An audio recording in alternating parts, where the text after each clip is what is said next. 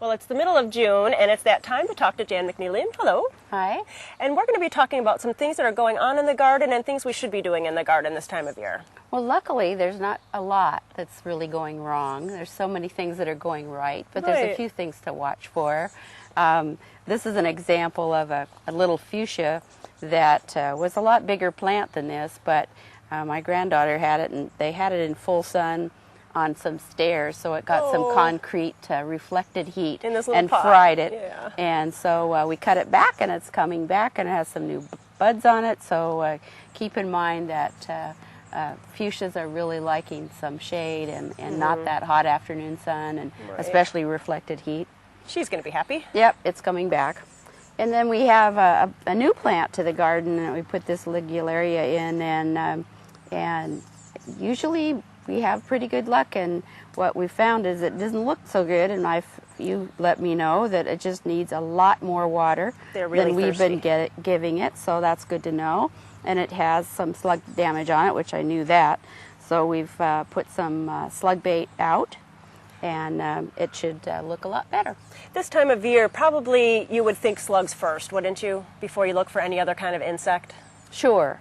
They do an enormous amount of damage, and you don't necessarily see them to have it be the issue.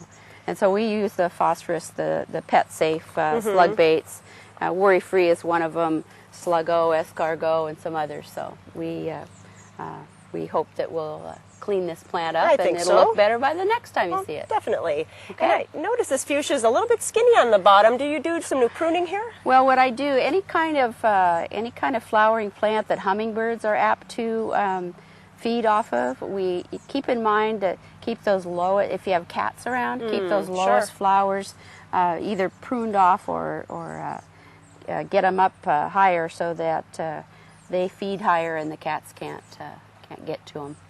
I know we have some other things out in your garden in the back 40 here to go look at, so we'll take a walk over there. All right, got some straw bales to look at. Jan, how's your strawberry experiment going? I know last month we visited and you were planting the strawberries in the hay bales. Well, we planted these are Seascape. The whole row here is Seascape, and so is are the ones in the bale, and of course the row is pretty darn healthy looking. And the bale, I think we would have, if we were to do it again, we would plant them along the side and probably more densely so that we'd have more per square foot per se. But they're doing fine, and we've put a little bit of slug bait on them so that we don't seem to have much damage, and the grandkids seem to, they're up at their level, and so the red ones are gone in a hurry. But it's been a good trial. And we've also planted potatoes in the straw bale. And what we found that had two bales. One was a grass hay and one was straw. And the one in the grass worked a lot better.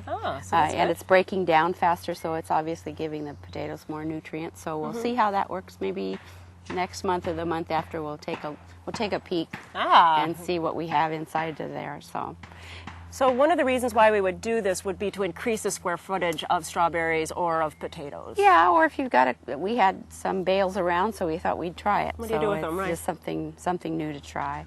But if you do have any gardening problems or issues, extension services are available throughout the state.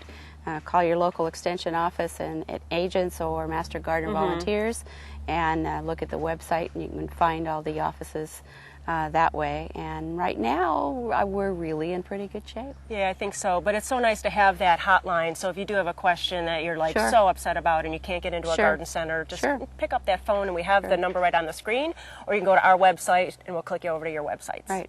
Well, thanks so much, and I think next month we'll do a little tease. We're going to see the tomato plants. Okay, see how they do and how they compete with the peas that I put behind them. Right. It's always a trial garden out here. It's always a trial. New every year. Right. Thanks so much for having us out today. No problem.